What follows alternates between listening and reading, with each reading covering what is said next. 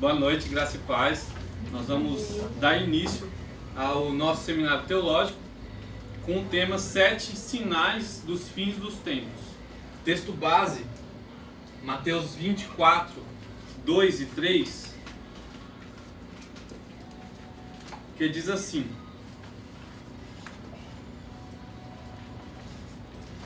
Ele, entretanto, lhes observou: estais vendo todas essas coisas?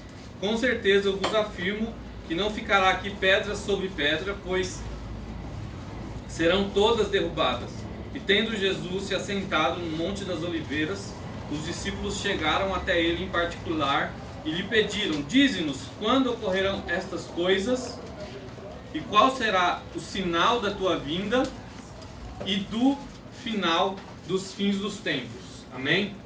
Aqui eu começo dando essa palavra introdutória, dizendo que os discípulos já estavam quase no fim do ministério com Jesus, já tinham conhecimento de muitas coisas escatológicas, e eles de repente estavam passeando entre o templo e perguntaram para Jesus, ou melhor, comentaram: olha que templo belo, formoso, lindo.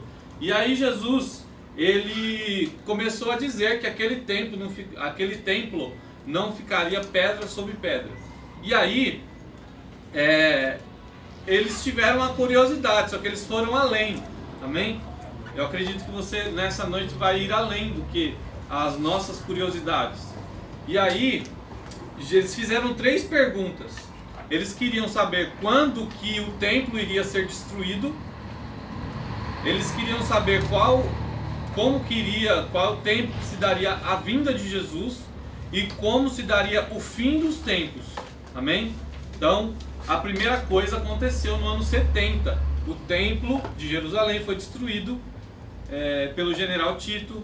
Ele entrou em Jerusalém, cercou a cidade, destruiu o templo, matou pessoas. Segundo o historiador Flávio Joséfo, ele conta que os cavalos escorregavam no sangue dos judeus e de tanto que foi a matança. A crueldade foi também igual, porque cortavam-se a barriga das grávidas, arrancavam as crianças de dentro, e foi um grande extermínio ali. E quem não fugiu morreu. Essa foi a realidade. E aí houve a primeira dispersão dos judeus. E aí nós vemos que se o primeiro sinal que Jesus disse aconteceu, os outros 2 certamente vão acontecer. E ele nos dá sinal disso. Amém? E nós vamos falar a respeito desses sinais, da volta de Jesus e do fim dos tempos. Amém? Por que da volta de Jesus? Quando nós descobrimos o tempo da volta de Jesus, é disparado um relógio no tempo, um relógio Cronos, um relógio de datas mesmo, especificamente na Bíblia já cronometrado, quando o fim está para acontecer. Então tem um tempo, a gente vai ver isso daqui a pouco, quais são esses tempos. Amém? Então, eu gostaria de dar essa introdução para vocês. Eu sei que talvez para alguns, por falta de uma bagagem anterior a respeito disso, vai ficar um pouquinho difícil de entender algumas coisas, mas a gente vai tentar com calma encaixar cada coisinha, cada quebra-cabeça, para que vocês venham entender qual é a sequência desses fatos, tá bom? Então vamos começar. Outra coisa que eu quero falar para vocês, nós vamos falar a respeito de 7 grupos de sinais, tá? O 7 é um número importante na Bíblia e um número importante também nesse seminário. Eu aprendi com a Bíblia e coloquei bastante 7 aí. Vocês vão ver que nós temos 7 grupos. Dentre esse primeiro grupo, temos 7 sinais bíblicos. E no último sinal, nós temos 7. 7, 7, 7. Tá bom? Não quero dizer que são só esses, não é isso. É aqueles que eu consegui garimpar para dar um entendimento, um fruto para a nossa mente. A primeira coisa que a gente precisa entender é que na Bíblia existe uma linguagem profética. E essa linguagem profética, às vezes, é desconhecida nossa. Por exemplo, uma linguagem profética a respeito de anos. a respeito de tempos. Como eu falei para vocês, Deus trata com dois tipos de tempo: o cronológico, o tempo cronos, e o tempo kairos. O que é o tempo cronológico? É o nosso tempo, dias, minutos, datas, meses, etc. O que é o tempo kairos? É o tempo de acontecimentos. Porque imagina, Deus está acima da Terra. A Terra, ela tem as suas estações, dias, meses e anos por conta de uma rotação e translação. Só que Deus está acima desse plano. Então, Deus não sofre com isso. Tá? A gente sofre, mas Deus não. Então, Deus é o Senhor do tempo. Então, esse é o tempo de Deus, de acontecimentos. E a gente precisa entender que uma linguagem profética está dentro da Bíblia, e às vezes a gente precisa, né, começar a entender, e é isso que eu vou tentar passar um pouquinho para vocês, essa linguagem profética. Aliás, Jesus, ele tinha plena noção dessa linguagem profética, e ele se utilizou dessa linguagem profética. Jesus estudava, sim ou não?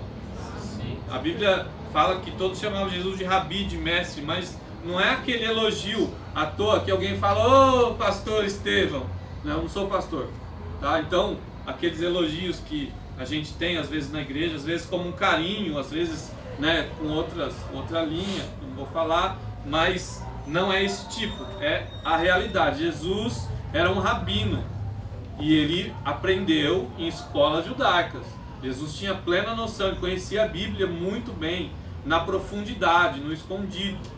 Então, tanto é que aos 12 anos ele começou a conversar com os mestres, os doutores, e para os mestres e doutores foi uma surpresa, com 12 anos, olha só. E ele se especializou, começou seu ministério com 30. Olha só quanto tempo ele já tinha de estudo aos 12 e até aos 30, com certeza ele não parou. A primeira evidência que eu quero deixar para vocês é da criação, a evidência da criação. Vamos ler bastante a Bíblia. Eu trouxe uma colinha. Se você não tiver muita habilidade ou quiser se concentrar mais na aula, vou pedir para você só anotar as referências e eu leio para vocês. Mas pode ter certeza que tudo que está aqui eu tirei da Bíblia, tá bom? Então eu tomei muito cuidado quanto a fugir da Bíblia. Eu não vou fugir da Bíblia, tá bom? Falar em fugir da Bíblia, eu poderia explorar esse tema de uma outra linha. Sabe quando eu comecei a estudar a respeito de assunto, eu entrei em uma linha que eu não estou agora mais, mas foi o estopim de tudo isso. Como? Eu assisti muitos vídeos de pessoas tendo sonhos e visões e revelações a respeito disso. É riquíssimo. Eu deixo para você procurar no YouTube. Tem muita coisa boa que eu acredito que é de verdade, e tem muita coisa que parece que é meio forçado, inventado. Mas eu comecei por essa linha, eu não vou explorar isso, tá? Não vou explorar esse lado, senão faço colocar um monte de vídeo aqui para vocês. Vamos lá assistir, né? Não é o propósito, mesmo porque aqui na igreja a gente está com um propósito nessa semana de não assistir, né, TV e cinema. Então vamos lá. Gênesis 2 e 3 diz assim, ó: então abençoou Deus o sétimo dia e o santificou, porquanto dele descansou depois de toda a obra que empreendera na criação. Tem muita gente que pega esse dia como um dia literal na Bíblia, mas como eu falei, nós temos um tempo kairos, que é o tempo de Deus, que é de acontecimentos, e um tempo que é cronológico. Me parece, né, eu vou falar assim porque dá para você afirmar tudo. Me parece que esse tempo, esses 7 dias aqui foram 7 tempos, kairos, que Deus estabeleceu ali, não exatamente dias de dia mesmo, nosso 24 horas, porque mesmo porque não tinha ainda sido criado toda essa mecânica celeste. Falei pouco agora. Então vamos lá, próximo texto, 2 Pedro. Contudo, amados, há um princípio que não deveis esquecer, que para o Senhor um dia é como 1000 anos, e 1000 anos como um dia. Opa! Começamos aqui numa linguagem profética, como eu falei para vocês. Uma linguagem escatológica na Bíblia. Então vemos aqui, ó, um dia, 1000 anos, certo? Pode repetir comigo, um dia, 1000 anos. 1000 anos. Então é assim que Deus conta com um tempo, o tempo dele. E então aqui nós vemos, se juntarmos um texto com o outro, nós vamos entender que a Terra ela tem um prazo de validade. Eu vou mostrar isso para vocês. Numa linha do tempo, a gente coloca, como eu falei, tem muitos detalhes que eu não vou me ater, mas tem fonte, isso, tá bom? Gênesis 1:1, criação, certo? Ou, para os teólogos mais aprofundados, a recriação, a terra, né, o Bereshit lá de Deus, a terra passou a ser sem forma e vazia, é assim que está no hebraico, e dá uma conotação que ela teve uma época caótica, mas em Isaías, não me lembro a referência agora, diz que Deus não criou a terra sem forma e vazia, então ela passou a ser. Vemos com isso que houve ali um tempo não descrito na Bíblia, antes de Gênesis. Não é base do nosso estudo, só para a gente entender. E aí a recriação daí para frente, nós temos 7 dias de criação. Se pegarmos esses 7 dias e colocarmos como algo que é algo cíclico, entenda, nós vamos absorver isso mais para frente, mas eu quero já organizar com vocês que existem tempos, o terceiro tempo também, são tempos cíclicos. Amém? Repita comigo, tempo cíclico. Cíclico. O que significa isso? Quando um acontecimento chega no seu auge, ele volta e repete. Então são tempos cíclicos. Então esse tempo aqui de Deus, essa recriação ou criação, ele foi como um tempo cíclico. E começou um outro tempo ali, o tempo de vida do homem. Então, vamos ver isso aqui, porque que eu tenho essa teoria, né? Da criação até Adão, ou melhor, de Adão, primeiro a criação, de Adão até Cristo temos 4.000 anos, tá? De história bíblica. Isso dá para comprovar na idade dos patriarcas, da idade de Noé, e você começa a juntar vários textos, várias idades. Você já viu na Bíblia que tem isso, né? Adão viveu tantos anos, depois dele tantos anos, e aí você vai juntando, dá isso aqui. De Adão, para ser mais preciso, de Adão até Abraão, temos 2.000 anos. De Abraão até Cristo, mais 2.000 anos. De Cristo até hoje, 2.000 anos. História, né? Calendário gregoriano. Então nós temos quantos mil anos? 6.000 anos, certo? Então nós entendemos que nós teremos ainda um tempo descrito na Bíblia como milênio. Se juntarmos isso, 6 mais 1 dá 7. Então a minha teoria é que a Terra ela tem um tempo, visto porque a gente vai se ater à parte do arrebatamento. Então nós temos aí no meio desse furacão, no meio desse turbilhão. E aí se a gente conseguir provar que o arrebatamento está bem pertinho de acontecer, nós vamos provar que a Terra tem 7.000 anos de vida útil, certo? Porque no final do milênio nós teremos uma destruição da Terra, amém? Novo céu e nova terra, a primeira terra, o primeiro céu já passaram. Então nós vemos aqui que a Terra ela vai ser destruída para ter uma renovação ali. Então, se a gente provar que daqui para o arrebatamento não resta muito tempo, nós vamos provar que a nossa Terra tem 7.000 anos. Então esses os acontecimentos numa linha de tempo que nós prevemos biblicamente. Até aqui tranquilo, 6.000 anos nós conseguimos provar com a história, tá? É diferente do que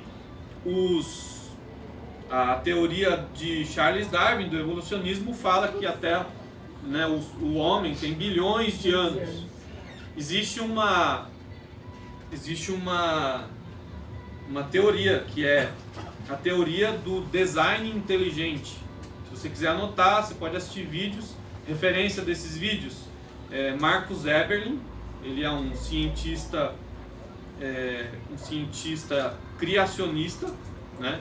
a base do criacionismo é criacionismo científico, tá? Existem vários tipos de criacionismo. Tem o criacionismo bíblico e tem o criacionismo científico. O criacionismo científico não pega a Bíblia para provar nada. Ele vai para o laboratório, pega a teoria dele, vai para o laboratório e prova que aquilo lá é assim. Então, eles conseguem provar, teoricamente, em laboratório, que a Terra tem 6.000 anos. Essa recriação. Professor, tem um criacionista, esqueci o nome dele, que ele compara com a Bíblia. Até perguntar se você... Eu só vou pedir para... tá bom? Tá. Não tem problema, isso acontece.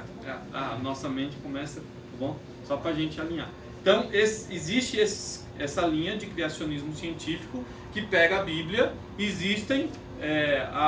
que pega a Bíblia, como nós estamos fazendo aqui. Existe o criacionismo científico mesmo, puro, que pega teorias e traz para o laboratório e comprova lá. Segundo, tem algumas teorias, a teoria de datação, se não me engano, por zircônio. Eu posso até mandar para vocês o link disso, que se consegue admitir que o zircônio saindo do granito, ele tem uma deterioração, e por aquela deterioração de hélio, consegue-se chegar na raiz de quando começou a sair o hélio. E aí deu 6.000 anos. Então, cientificamente, tá bom? Então, nós conseguimos provar isso pela ciência. E aí nós vemos a questão dos 7.000 anos. Aí nessa primeira evidência da criação, nós vamos se ater a isso. Eu quero, né, estou mostrando essa linha aqui para você ter uma ideia dessa linha, né, que nós temos aí nos dias de hoje 6.000 anos.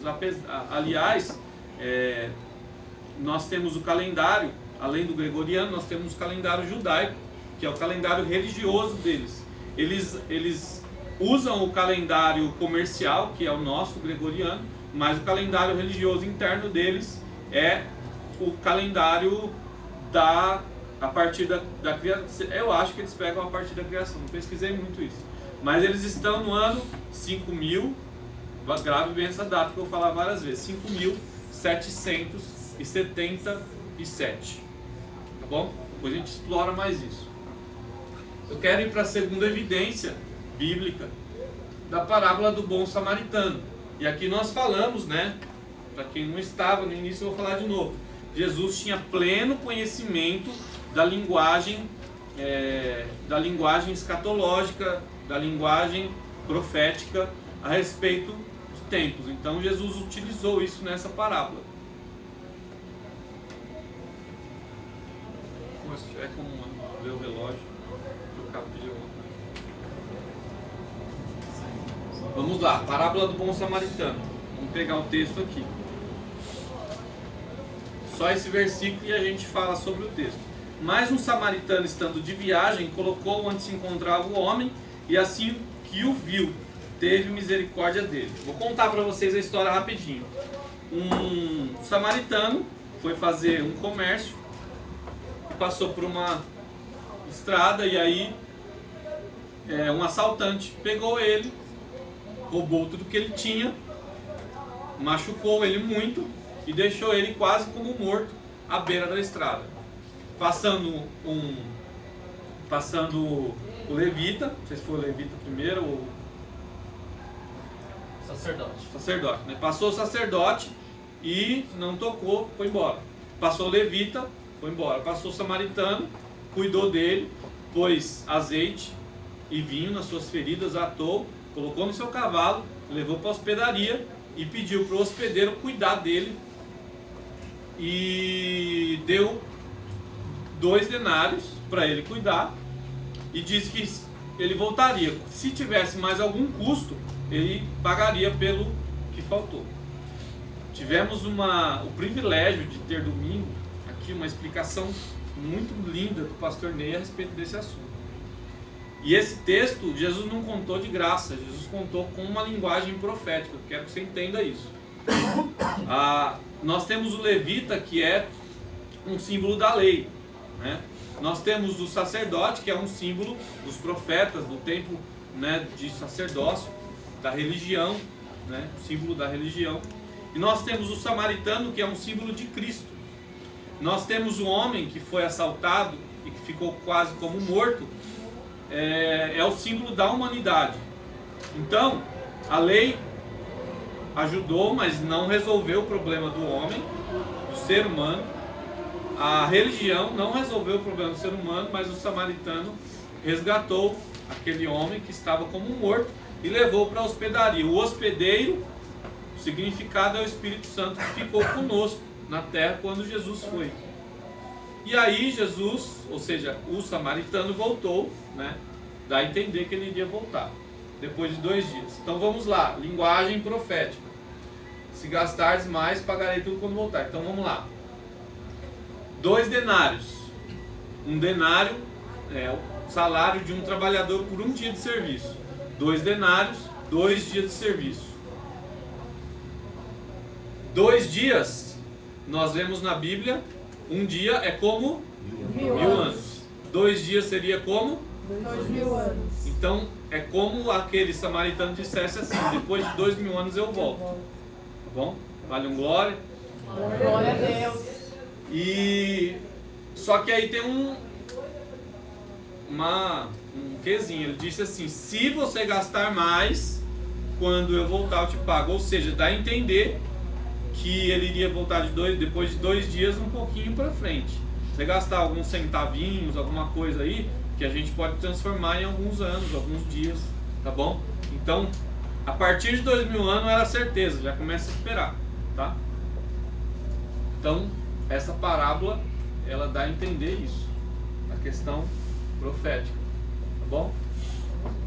Ok? Deu para todo mundo entender? Se não deu, você levanta a mão e volta. Beleza? Todos? Então essa é a segunda evidência. A terceira evidência é a parábola do servo vigilante. Também é uma linguagem profética. Que diz assim, ó: felizes aqueles servos a quem o Senhor, quando vier, os encontre vigilantes. Com toda certeza vos asseguro que ele se vestirá para os vestir, fará com que se reclinem ao redor da mesa e pessoalmente irá ao encontro deles para servi-los.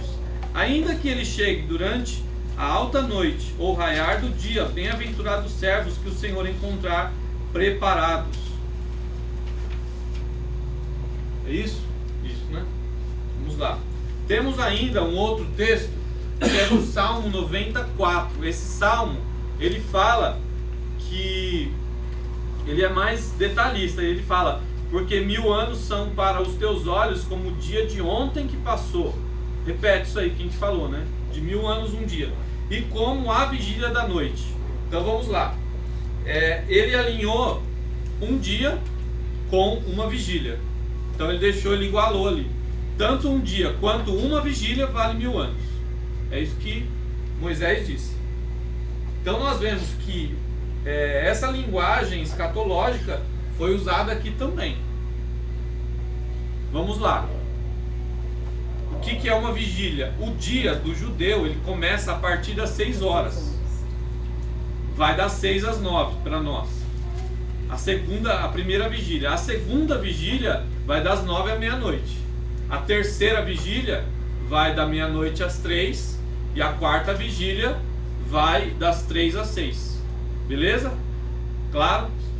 Então, ele disse aqui que iria voltar na segunda vigília, ou seja, meia-noite. Ele estaria voltando, era para eles não dormir, era para eles ficar acordados, que ele estaria voltando. E quando ele voltasse, ele iria fazer uma coisa muito especial.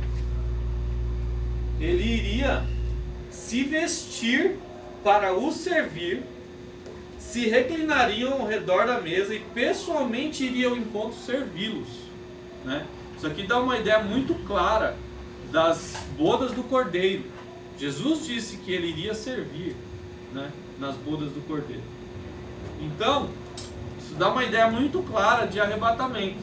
Só que aí o tempo é o seguinte: 2 vigílias. Ele iria voltar da segunda para a terceira vigília, ou seja, do segundo para o terceiro milênio depois dele. Então, ele veio, morreu, ressuscitou, né? E depois disso começou a contar 2000 anos. 2000 anos do segundo para o terceiro milênio. dá a entender que seria, não seria lá para 3 mil anos, seria bem no início ali. Então é isso que nós entendemos. Então nós vemos aqui também confirmando, através de uma outra linguagem de vigília, né?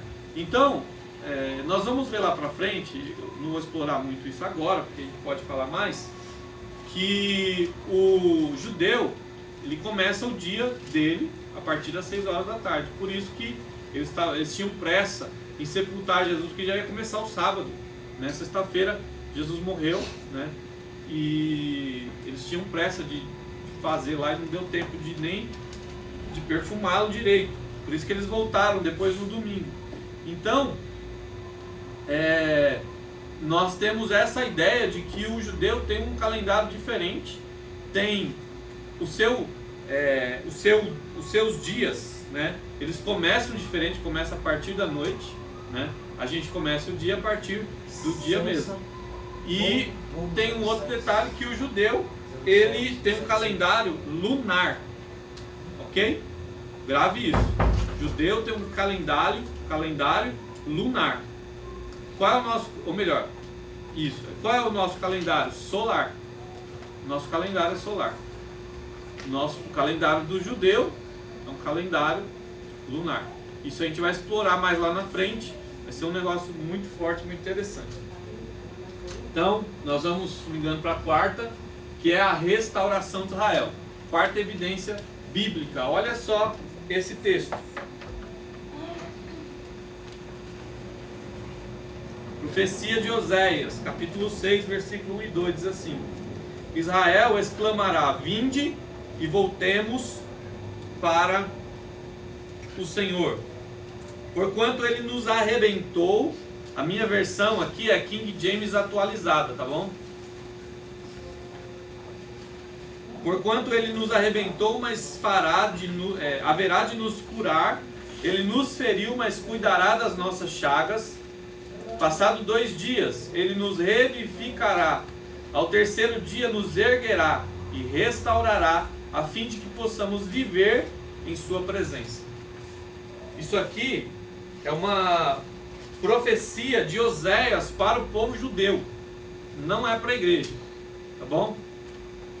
Então essa é a profecia, que ele iria arrebentar. Isso aconteceu como? Desde o ano 70.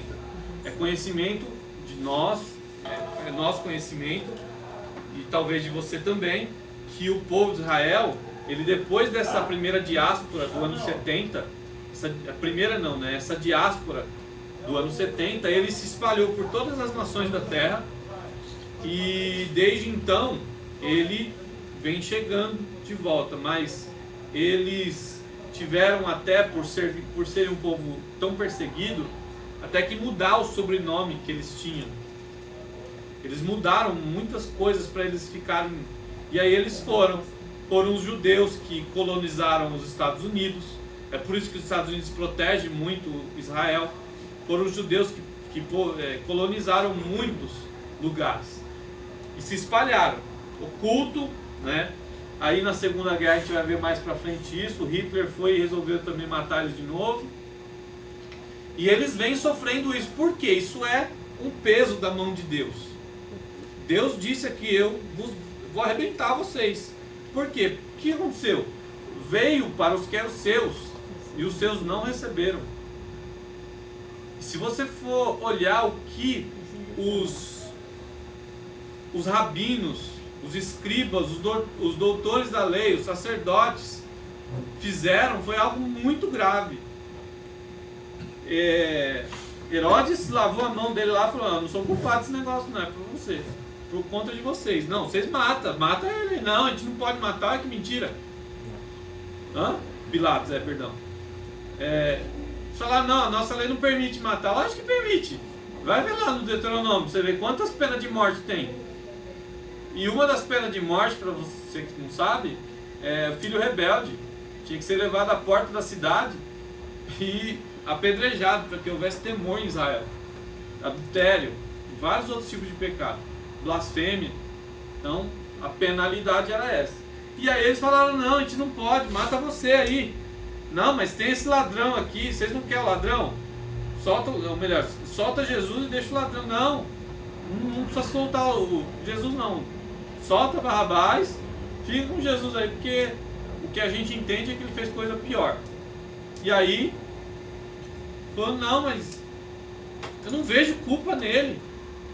E aí eles falaram que, então tá bom, você não quer essa responsabilidade, seja sobre nós e sobre os nossos filhos o sangue dele, se ele for justo.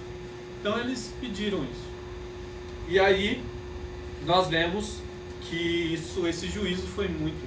Porque o pior pecado não é uma pessoa fumando, uma pessoa adulterando.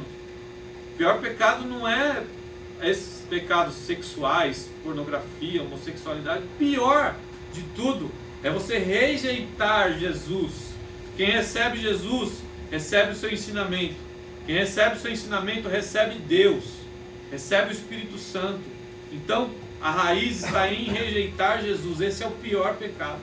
Por isso que nós somos pecadores arrependidos, recebemos a Jesus e temos certeza de que nós vamos morar com Cristo. Amém? Então, essa é a nossa esperança. Então, isso foi muito grave. E essa profecia vem se cumprindo, né? Na verdade já chegou o tempo de eles, né, sofrerem, vão sofrer um pouquinho mais, mas tudo bem. Então, aqui nós vemos, no terceiro dia nos restaurará e viveremos diante dele. O que aconteceu? Eles estão retornando para Jerusalém desde que Israel recebeu o título de Estado novamente pela uma conferência da ONU. Quem decidiu, havia um empate, quem decidiu foi um brasileiro, Oswaldo Souza Aranha, chamado voto Minerva. Esse voto Minerva era um voto de decisão. E ele foi lá e pá, não, Israel vai ser realmente como nação. Só que aí não aconteceu o que eles esperavam, né? Eles ficaram ali naquelas lutas, e aí teve uma guerra, chamada Guerra de 6 Dias. Nessa Guerra de 6 Dias, eles conseguiram tomar um pouquinho mais, né? Só que ainda eles não estão de posse de Jerusalém. Jerusalém é uma cidade dividida entre muçulmanos e judeus. E o pior, o que eles mais querem é reconstruir o templo. Só que eles não querem reconstruir em qualquer lugar, eles querem o lugar deles. E onde que é o lugar? O Islã, o muçulmano, ele nega isso. Mas as evidências arqueológicas provam que o templo ele foi destruído e foi em cima dele construída a mesquita de Omar. Gol 0776. Ia pedir para vocês, né, já foi falado, mas que vocês colocassem no cartazinho ali, placa de carro de vocês, pra gente não precisar interromper também, se vocês põem o nome. Pessoa que tá sem, a gente vai passando a lista, tá bom?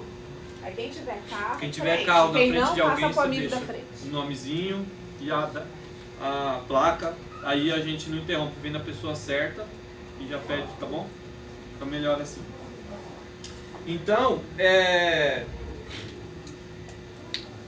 o povo de Israel, eles têm uma ansiedade muito grande de reconstruir o templo, só que para reconstruir precisa destruir a mesquita, né? E o povo do mundo inteiro muçulmano faz peregrinação, xodó deles. E a gente vê que é um problema. Vou passar um negócio aqui. A gente vê que há um problema, há um conflito, né, velado entre eles. Então eles têm uma falsa paz, mas estão lá, os dois querendo de olho e tal. Então você vê que o povo judeu, o desejo deles é esse. Já vou falar aqui, eles têm um Instituto do Templo. O Instituto do Templo é um instituto que dá risada. É um instituto que eles têm, eles fazem todos os utensílios, né? Eles também têm planta, eles têm todos os recursos que eles precisam para que haja todos os utensílios no templo. Então o que eles precisam? Só do lugar.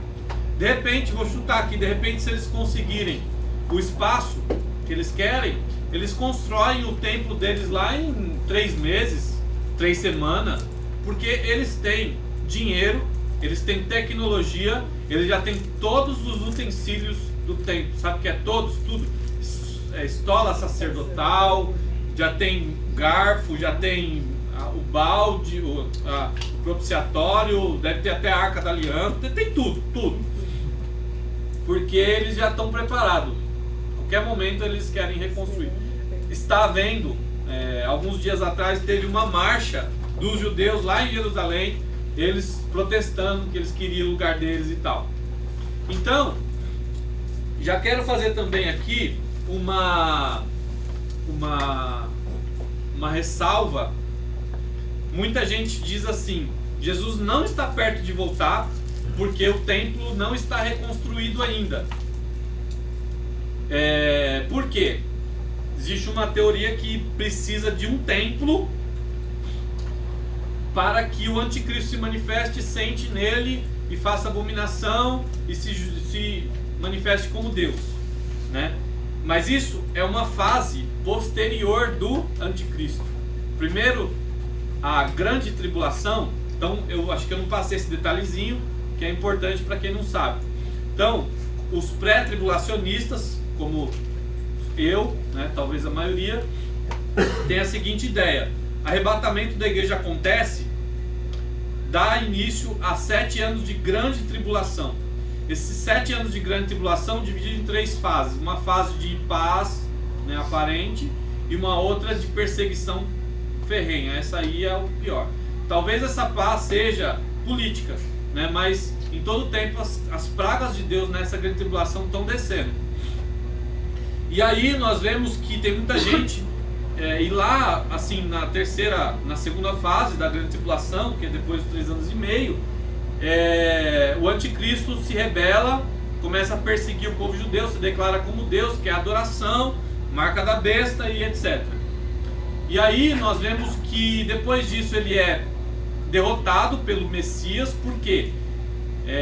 Em Israel, enquanto isso, um grande avivamento, eles percebem que aquele lá não é o Messias, porque até então eles receberam o anticristo como Messias. Jesus disse assim: eu vim, né, em nome de meu Pai, mas e vocês não me receberam. Quando vier outro em seu próprio nome, vocês vão receber. Ou seja, Jesus estava falando do anticristo. O povo judeu vai ser enganado como o Messias, sendo o anticristo sendo o Messias dele. E aí eles vão descobrir, porque ele vai começar a perseguição, que aquele lá não é Messias, é uma pessoa que está perseguindo ele, não é? E aí eles começam a fugir. Nesse meio aí tem 144 mil judeus que vão estar sendo preservados por Deus ali. E eles fogem. Quem não fugiu morreu. Da mesma jeito que aconteceu lá no ano 70, quem não fugiu morreu, acontece de novo.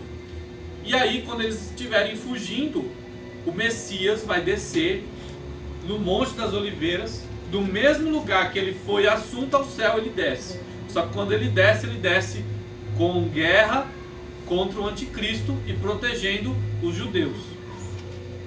Quando ele desce naquele monte, o monte se abre em 2, segundo profecias. Como eu falei, tem coisas que a gente não vai dar detalhes aqui. Estou te contando a história que está na Bíblia. E aí o povo de Israel passa pelo meio daquele vale que se abre no monte, foge, ele destrói o anticristo, o exército e tal, prende Satanás, e aí estabelece o milênio. 1000 anos de paz na terra, sem diabo, sem as nações, sem perseguir os judeus e tal. Então olha aí o que está acontecendo. Esse momento aqui, ó, no terceiro dia, é o milênio. O profeta Oséias está falando do milênio aqui. Vou ler de novo, ó, detalhe.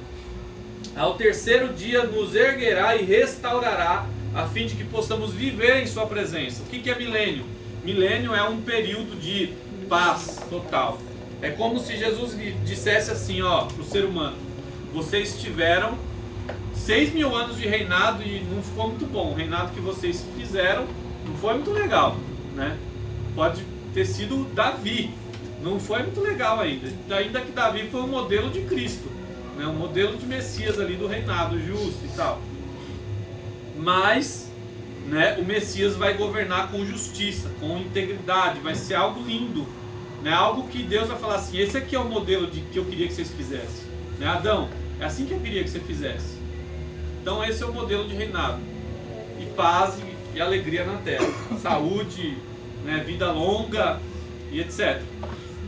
Então olha só, é isso que Oséias está falando, terceiro dia, né?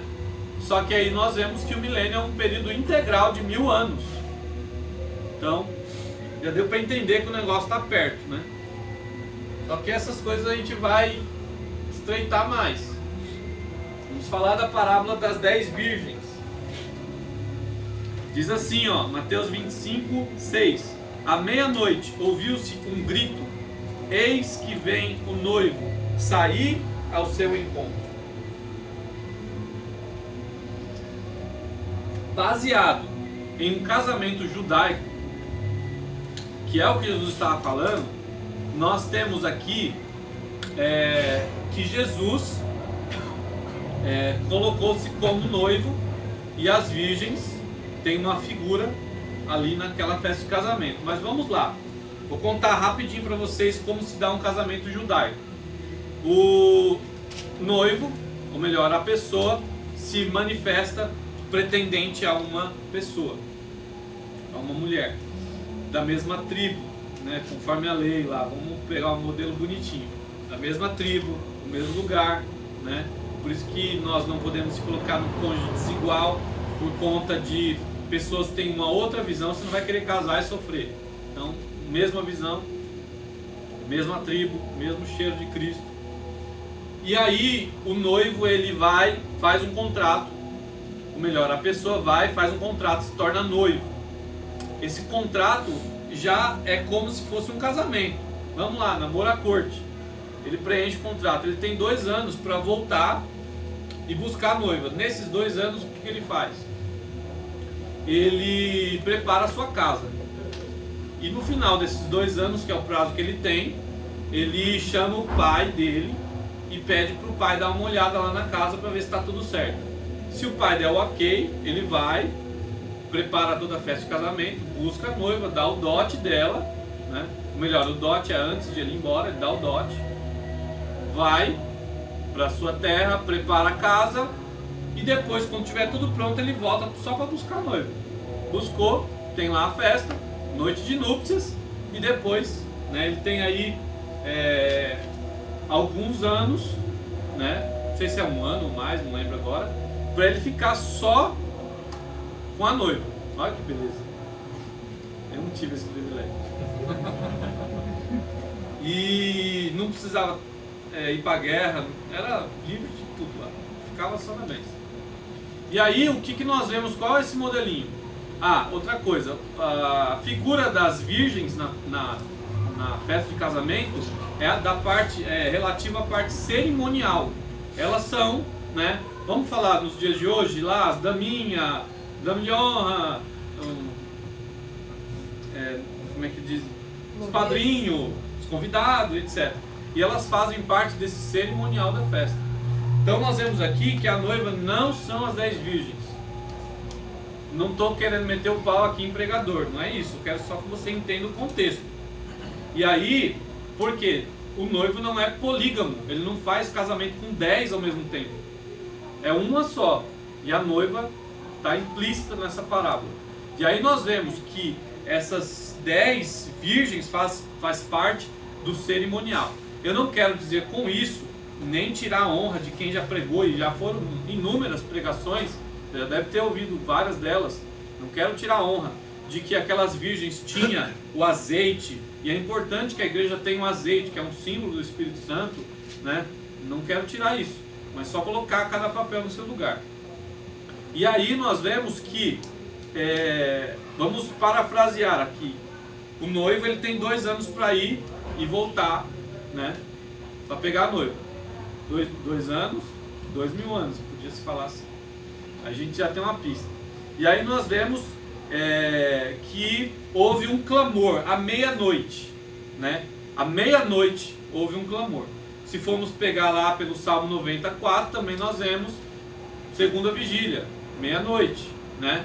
Lembra que eu falei das 6 às 9, das 9 à meia-noite, 2 vigílias. 2 vigílias, 2000 anos. Tá tudo bem claro até aí. E aí ele vai, pega a noiva, e depois que ele pega a noiva, ele vai para sua recâmara, faz a festa ali com ela, e depois ele sai, aquela alegria toda, e volta para os convidados. Então o que nós estamos falando aqui? Nós estamos falando de Jesus voltando, pegando a noiva, e depois que ele tem a sua festa particular, né, ele volta para os seus convidados. Isso acontece no meio da festa, não é depois igual a gente, no meio da festa. E nós entendemos aqui que as virgens, elas são os convidados. Pode-se prefigurar Israel.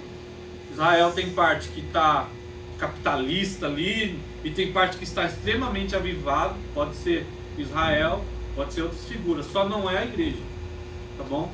E fica isso bem claro, e eu também não estou assim, massacrando, nada disso. É só resgatando um contexto judaico. Aqui nós temos também, né, a meia-noite. Se eu não falasse nada dessa tradução de um casamento judaico, que é cultura, nós já teríamos aqui uma evidência, meia-noite, 2000 anos, beleza? Eu quero acrescentar um pouquinho mais nisso tudo, que é o relógio dos cientistas. Esquece Bíblia, esquece pastor, esquece igreja, esquece tudo. Estou falando do mundo científico. O mundo científico, ele criou um relógio a qual meia-noite é caos, destruição total da Terra. Essa é a visão deles. E o que é relevante nesse tempo, quando que ele aumenta? Pode ser que ele diminui, pode ser que ele aumenta. Ele reconhece os conflitos globais, ele reconhece alarmes de guerra, ele reconhece estado climático, ele reconhece armamento nuclear. Não sei se você sabe, os países podem destruir esse mundo várias vezes, se eles quiserem. E o relógio está, a partir de janeiro desse ano, antes, no caso de 2016, ele estava em 3 minutos para meia-noite. Agora, a partir de janeiro, possivelmente foi por causa do Trump que assumiu, mudou-se o relógio para 2 minutos e 30 segundos para meia-noite. Eu vou mostrar para vocês algumas evidências que eu não estou falando da minha cabeça, tá? Esse é um recurso bem legal que eu aprendi agora há pouco. Ele abre uma página, olha que legal.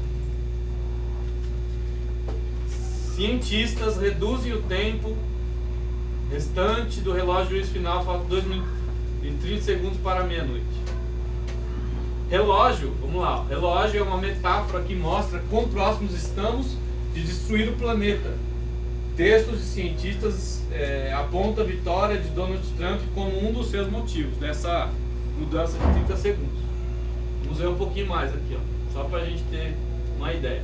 Ameaças nucleares, mudanças climáticas, eleição de Donald Trump, essas coisas, de acordo com os cientistas, o motivo principal pelo qual estamos mais perto da destruição do planeta.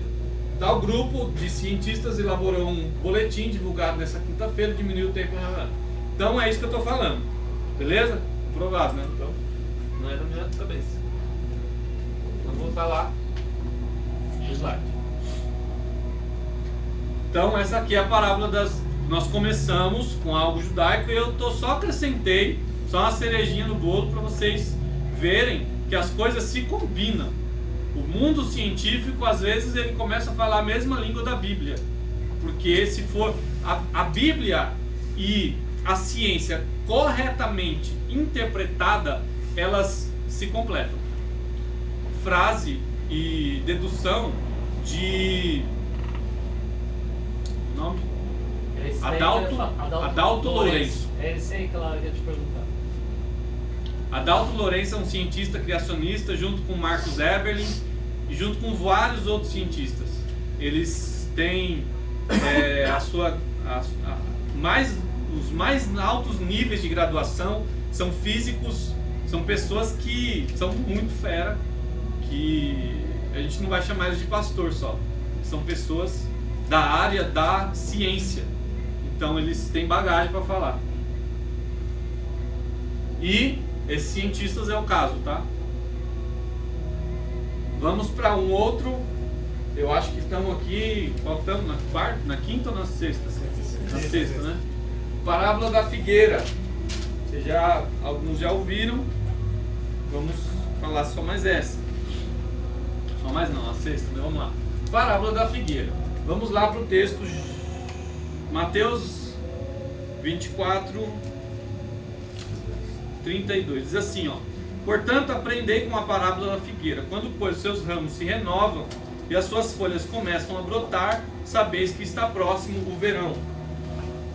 Biblicamente, tem um texto, eu não lembro agora a passagem, mas se vocês fizerem questão, eu pego para vocês. Deus chama Israel de figueira. Isso é um símbolo na Bíblia. Figueira, Israel, Israel, figueira. Quem não conhece, eu acabei de apresentar para vocês. Então, a parábola da figueira, essa é o título do texto lá. E nós vemos aqui que é uma parábola escatológica também de Jesus.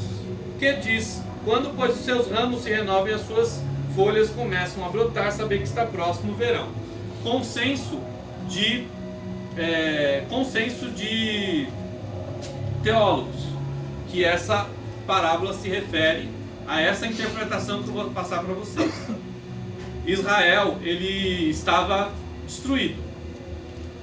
O próprio Jesus prefigurou isso quando amaldiçoou a figueira, que secou, né? Vocês lembram de um texto que diz: ao cheiro das águas, até um hino do diante do trono, ao cheiro das águas brotará. Isso aí. Então a figueira, ela voltou a brotar os seus ramos e os seus brotos e frutos, segundo o consenso teólogo, a partir de que Israel foi considerado nação novamente, em 1948, quando ele foi declarado Estado pela ONU. Já expliquei para vocês. E aí nós temos a seguinte interpretação: quando os seus ramos se renovam, as suas folhas começam a brotar, sabei que está próximo o verão. Esse verão aqui é o acontecimento do que Jesus estava dizendo das coisas para trás, do que ele estava falando. Era dos sinais da sua vinda. Jesus não... A gente está no texto lá do início, que os discípulos estavam perguntando, ele falou um monte de sinal, e depois ele começou a falar essa parábola. Ele pegou aquele monte de sinal e colocou em uma parábola. E aí ele disse assim: quando vocês verem essas coisas acontecendo, está próximo o verão. Então a interpretação disso é o seguinte: quando a gente vê alguns sinais, nós sabemos que a vinda de Jesus está para acontecer. É isso que Jesus estava dizendo. E Israel ser considerado nação, pelos teólogos, é o cumprimento dessa figueira brotando e dando seus frutos. Nós vemos que, vamos fazer algumas continhas aqui, tá? Existem algumas, no ano de 1980 mais ou menos, o povo começou a achar que Jesus ia voltar naquela época, porque eles pegavam essa parábola aqui e dizia assim, Jesus, esqueci de dar o detalhe. Jesus dizia assim: não passará esta geração sem que tudo isso aconteça. Então vamos lá. O que é uma geração na Bíblia? Linguagem profética também. Nós vemos que algumas pessoas traduziram como 40 anos, visto que o povo de Israel passou 40 anos no deserto, e aquela geração que entrou no deserto, que saiu depois dos 18 anos lá do Egito, não entrou na Terra Prometida, porque tinham murmurado, os príncipes murmuraram, só Josué e Caleb que fizeram um relatório positivo da terra, por isso eles entraram. Então aquela geração 40 anos, só que aí foi uma morte prematura. Então entende-se que como isso já foi, não é 40 anos, falhou-se nessa interpretação. Agora nós temos esse texto aí de Salmo 90, 10. Moisés disse assim, fugiu aqui, vou pegar aqui na Bíblia aqui.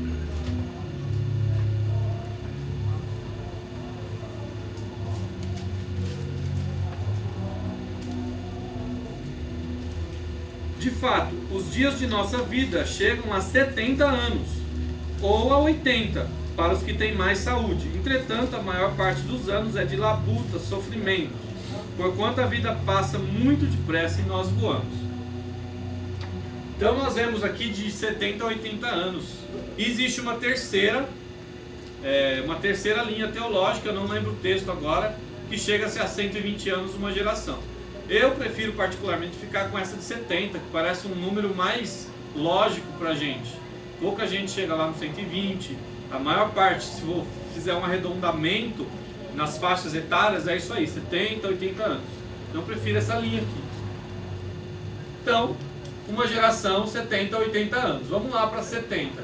Se Israel brotou a figueira, né, em 1948, mais 70 dá 2018, certo? Então, o que é o detalhe? Jesus voltaria, essas coisas iriam acontecer todas, né, ou seja, incluindo o arrebatamento e grande tribulação. Jesus estava falando no texto anterior de arrebatamento e grande tribulação, que são 7 anos.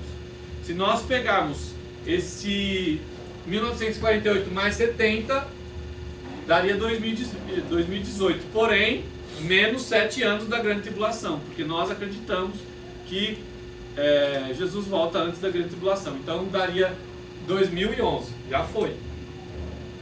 Só que nós temos aí uma folga de 10 anos, sim ou não? Moisés falou de 70 a 80. Vamos pegar com 80? 2028 menos 7, 2021. Então, se essa parábola estiver corretamente interpretada, Jesus volta para a igreja até 2021 no arrebatamento, tá bom? E eu quero fazer um adendo aqui.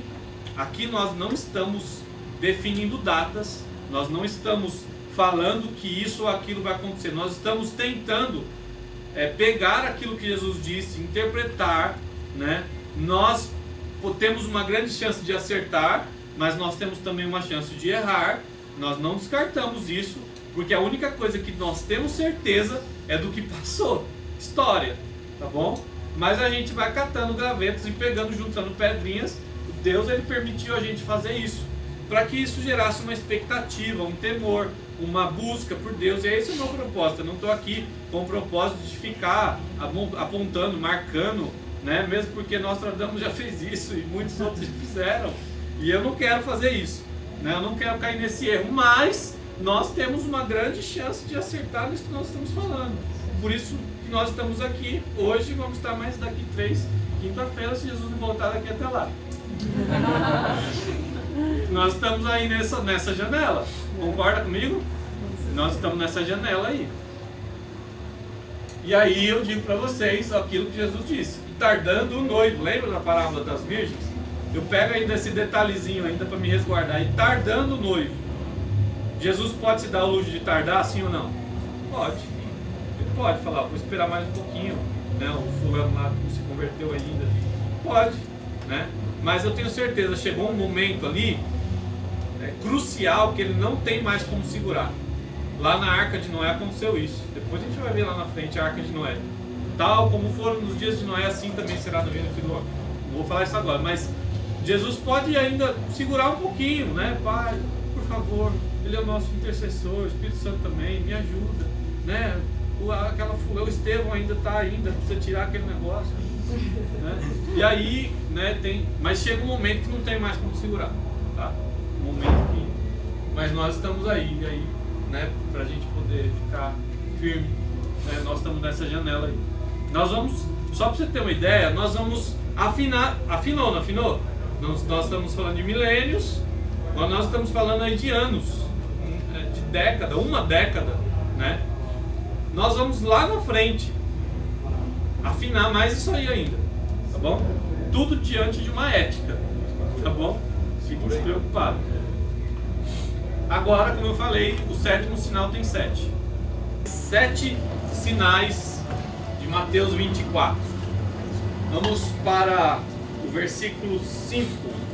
Se você quiser deixar aberta aí sua Bíblia, Mateus 24.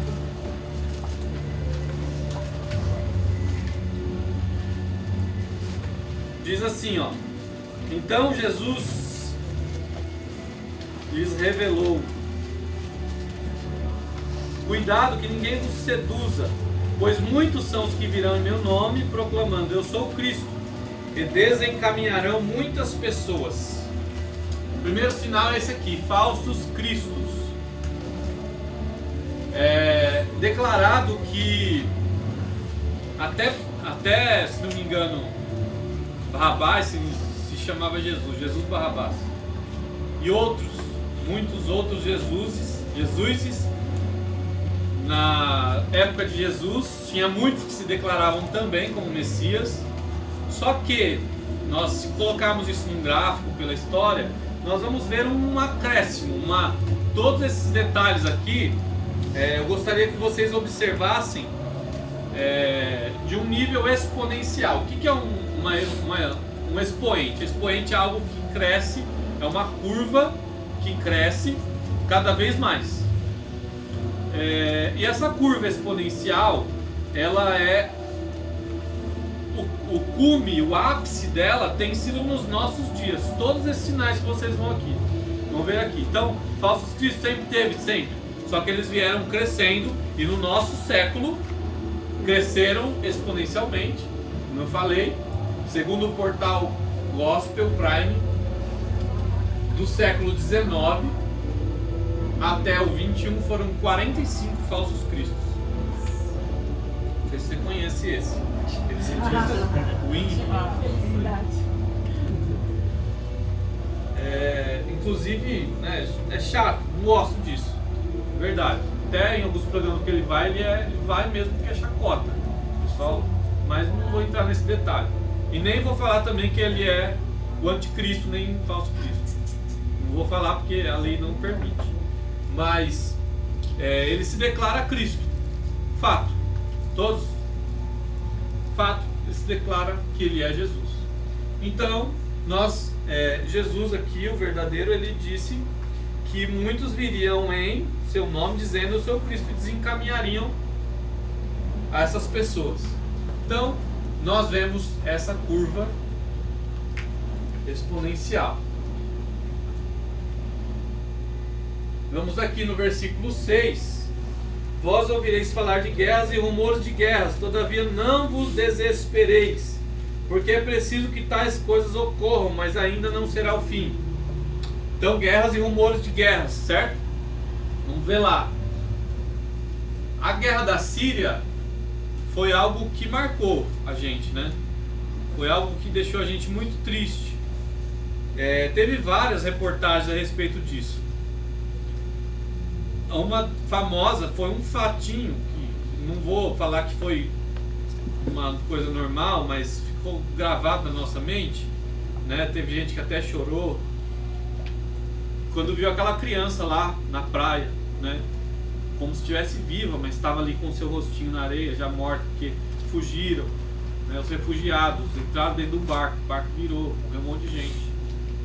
Temos algumas lembranças que os refugiados entravam em outros lugares e o próprio repórter chutando, né, aqueles refugiados, e ficou insustentável na Síria.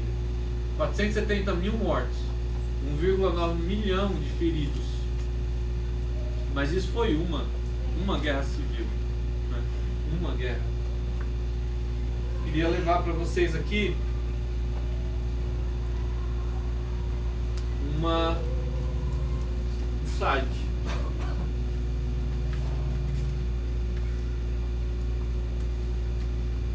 Esse site da revista super interessante.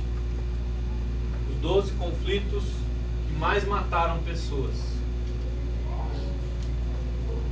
Guerra dos 30 anos aconteceu em é a mais antiga, tá? 3 milhões a 11 milhões e 500 mil pessoas. Guerras napoleônicas, lá para a década do século XVIII, 6 milhões e 500 mil pessoas. Guerra do Congo, já agora, essa aí que eu queria me ater, tá? Da 10ª em diante. Em ordem decrescente, né? 1998 a 2000 foram 3.800 a 5 milhões e 400 mil pessoas.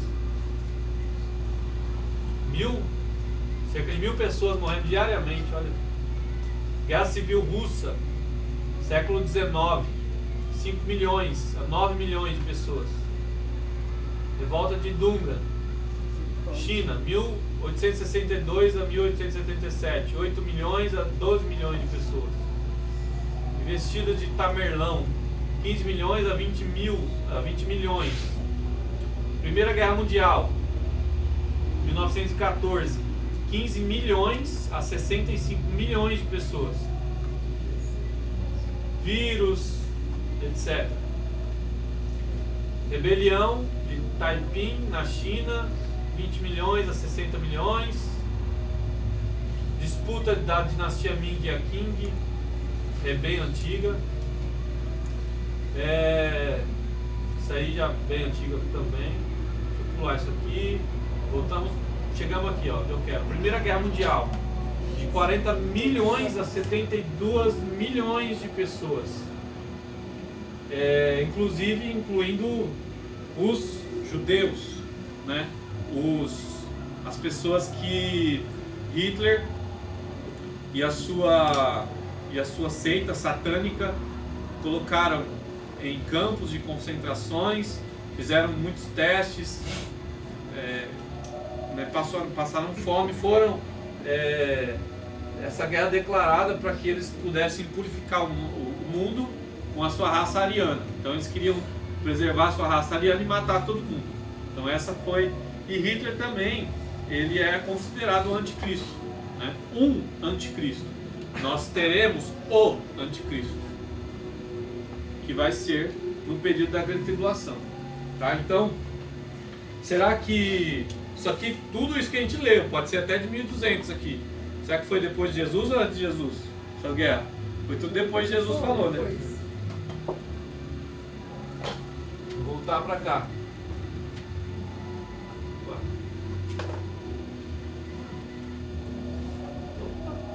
Meu Deus, fechou tudo.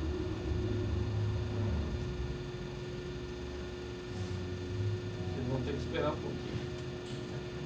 Tá tudo na internet. O que eu fiz aqui? Fechou. Bom, nós vamos falando aqui então enquanto o negócio abre aí. Então nós vemos que essas questões da guerra, né, teve uma previsão, né, de Jesus. Será que eu fiz aqui?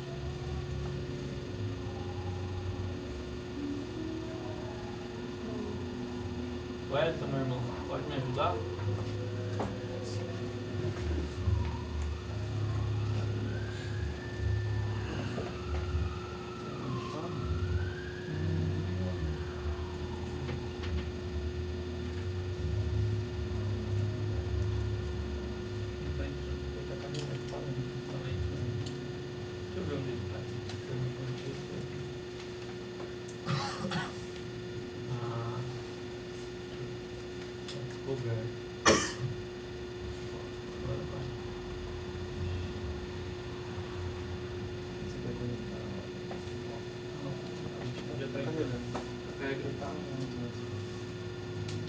Então, aqui, vamos lá, para os sinais aqui, né?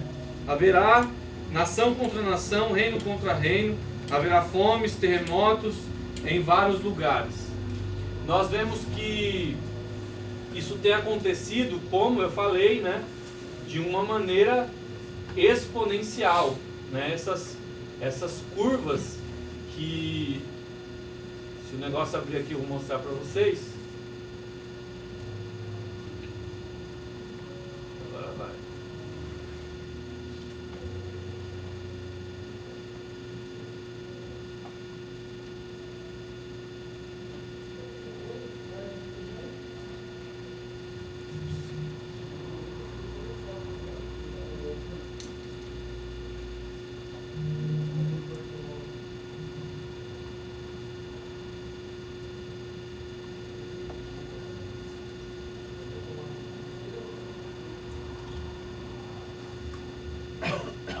Melhor abrir, né? Senão vou ter que falar tudo de novo. E aí a gente já, mais uns minutinhos a gente já encerra, tá bom? Falha, acontece, é ao vivo.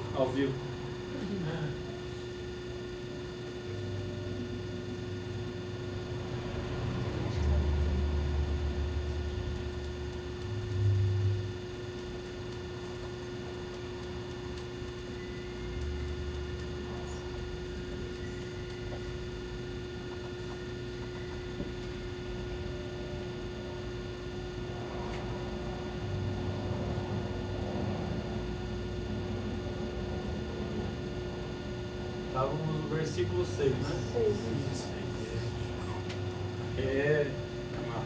Agora sim. Falamos. Mostramos o site. Isso aí. Estamos aqui. Vamos lá. Versículo 7. Porquanto e haverá fomes, terremotos em vários lugares. Vamos ver essa questão da fome. Essa questão da fome é algo muito sério. 800 milhões de pessoas ainda vivem na pobreza e sofrem com a fome. Isso aí, o que é essa quantidade? É quase, ou melhor, é mais do que 10% da população mundial. Não sei se você sabe, a população mundial está em 7,35 bilhões de habitantes na Terra, segundo o último censo, que não é tão recente, então deve estar em mais. Eu calculo mais ou menos que em 2030 a gente vai estar com 8 bilhões. Até isso é um sinal, mas a gente vai deixar lá para lá mais para frente. Então, 800 milhões de pessoas, né? Mais de 10% de pessoas do ser humano, ou seja, do mundo, vivem na pobreza, na verdade, na profunda pobreza. Existem umas outras estatísticas, essa aqui eu peguei oficial da ONU, mas existe uma estatística que 1/3 da população vive bem, 1/3 vive na berlinda ali, mais ou menos na miséria, né? Tem um básico dos básicos, e 1/3 vive na fome. É porque às vezes a gente está no Brasil e não tem dimensão disso. A gente não passa fome aqui, a gente vai lá no Ceasa e pega um monte de resto de folha, faz um guisado lá e come, no último caso, né? A gente não tem ideia do que é fome. Apareceu mais um link aqui, vamos ver se a gente consegue dar uma olhada. Site Diário de Biologia, blá blá blá. Cada 3 segundos uma pessoa morre de fome, enquanto isso 1/3 do alimento produzido vira lixo. É uma má distribuição, sim ou não? Geralmente, tomar muito cuidado para não...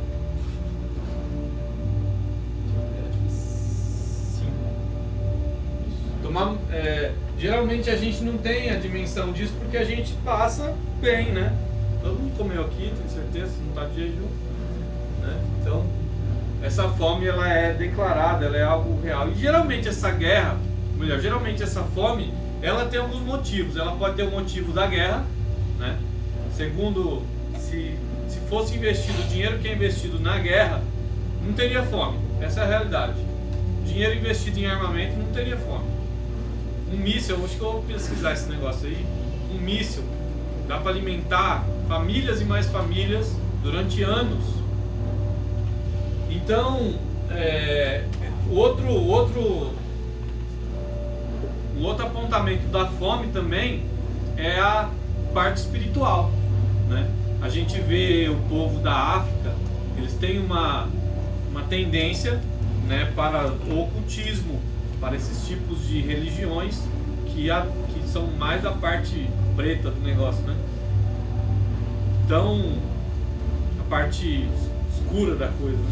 Então nós vemos que a fome ela tem algumas origens, mas o certo é que nós temos essa fome no mundo. Terremotos, no próprio versículo 7 ainda, esse gráfico, como eu falei para vocês, é exponencial, assim como todos os sinais. Aqui dá para ver, ó. A partir de 2000, ó, deu um pico aqui e não parou mais de terremotos. Terremotos com um alto nível na escala Richter. Temos aqui um site para a gente ver, esse aqui, ó. Vamos dar uma olhada rapidinho. Os 12 maiores terremotos já registrados no mundo, revista Exame. É chamado essa era de Era dos Terremotos, tá? 1960 é o primeiro, tá escrito 2 aí, mas é o primeiro, tá? Terremoto do Chile, magnitude 9.5. É declarado a escala Richter máximo 10. O maior terremoto que poderia acontecer. Mas eu tenho pra mim que tá para acontecer um terremoto que vai passar essa escala aí. Segundo terremoto, Estados Unidos, década de 60, escala de 9.2, Indonésia 9.1, 227 pessoas, Japão 9 pontos, 16 mil pessoas morreram e mais um bocado ficou ferido. Sexto terremoto no Chile, isso foi quando? 2010. Outro terremoto 1906, 1965, 2005 na Sumatra, 2012 8.6 atingiu aí e tal, 1950, 1957, por aí vai, né? Eu tenho aqui um outro site que fala aí de um terremoto na China que deixou 7 mortos e aconteceu nessa terça-feira. Vocês sabiam?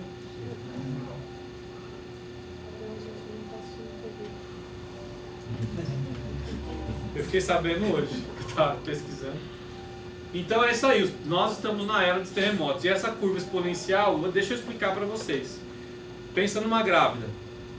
Ela vai tendo dificuldades cada vez mais na sua gestação. Quando chega aos dias próximos de ter o parto, ela vai sentindo contrações.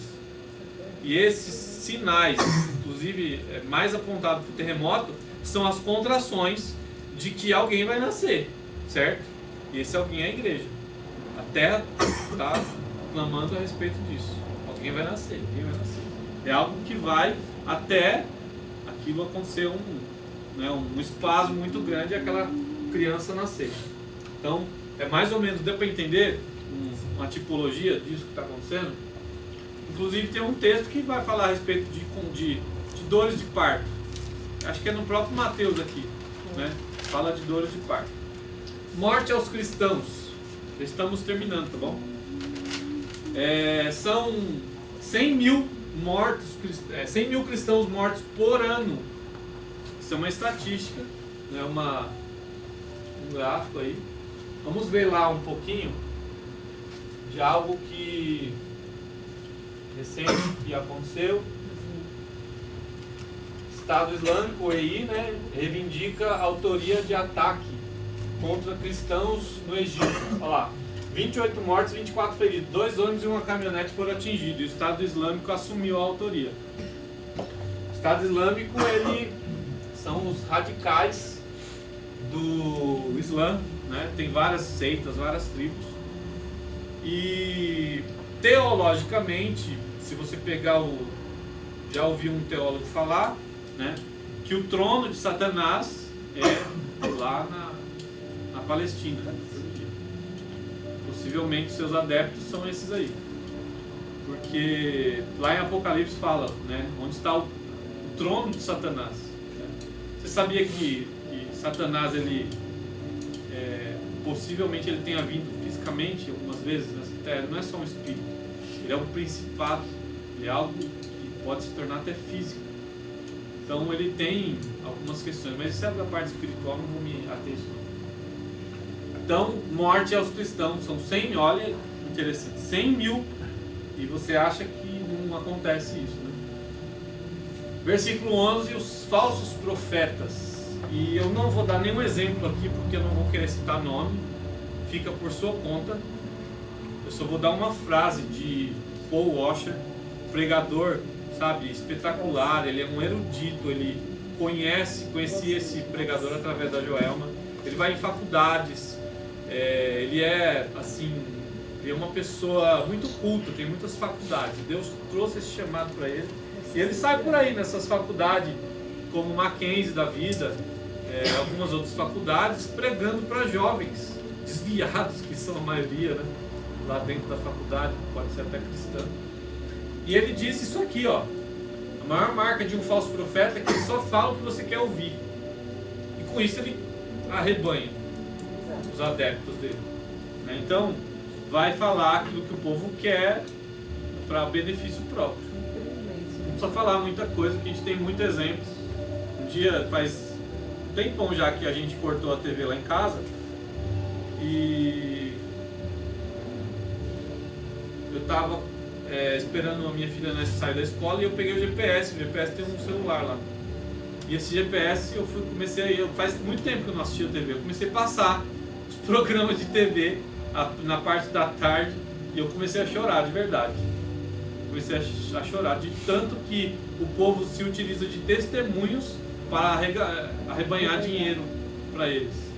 E com isso o que eles fazem? Eles só falam o que as pessoas querem ouvir, aí as pessoas vão, né? Preferem ouvir o que é mentira, engodo, do que a verdade, e aí elas caem nesse engano. Essa é a maior marca de um falso profeta. A figurinha aí, né? Interessante. Versículo 12, nós vamos falar bastante depois disso aí. Tem outra parte que eu vou falar de uma evidência religiosa, a gente vai falar bastante. E só complementando o que Jesus disse, a apostasia. Apostasia é por se multiplicar esse versículo, né? Por se multiplicar a iniquidade, o amor de muitos esfriaria. Então, é isso que nós estamos vivendo nos dias de hoje. É um retrato, esse versículo é um retrato da atualidade. O pecado se multiplicando, né? Temos aí marcha gay, marcha das vadias, nós temos aí liberado pelos Estados Unidos o aborto, o casamento homossexual, né? Nós temos aí ofensas em público às religiões, né? Uma marcha gay aí, esses dias uma lésbica, né? Se colocou numa cruz lá, né? Sanguentar, uma sátira a Jesus. Então, nós não temos a liberdade de falar nada sobre ele, mas eles podem fazer o que eles querem. Tem pena, mas tudo bem, o tempo deles está chegando. E nós vemos um aumento dessa iniquidade. Igrejas para homossexuais, nós vemos igreja para todo tipo de pessoas. Se você quiser dar 5% de dízimo, você tem igreja para isso. Então, são N situações que fogem totalmente da Bíblia, né? É a apostasia mesmo. A gente vai falar mais sobre esse tema da apostasia depois, tá bom? Só quero dar uma visão para vocês, geral, do que a gente vai falar. Segundo grupo, evidência religiosa, tá? A gente vai falar das religiões básicas aí do mundo. 7 sinais aí também. Nós vamos falar na próxima aula. Tá aparecendo. A evidência política, religiosa e financeira, junta tudo isso nessa aqui. O quarto, nós vamos falar para você que estava desistindo e não queria ir na quinta-feira que vem, tá? Evidência geográfica. É muito interessante essa evidência geográfica aqui, mas eu não vou mostrar agora. O quinto grupo são a evidência das festas judaicas, tá? Tudo isso aqui vai apontar para a volta de Jesus. Evidência astronômica. Aqui eu só vou falar um negocinho para vocês e pensando essa semana. O diabo ele usurpa direitos nossos, deturpando assuntos verdadeiros. Por exemplo, a astronomia bíblica e a astronomia normal, ela é deturpada pela astrologia, certo? Nós não vamos falar de astrologia, nós vamos falar de astronomia. Esse aqui é o que eu mais gosto, cara. Esse aqui, eu sou apaixonado por esse sinal. Esse aqui foi o que eu mais me aprofundei, porque tem muita coisa rica nisso aqui.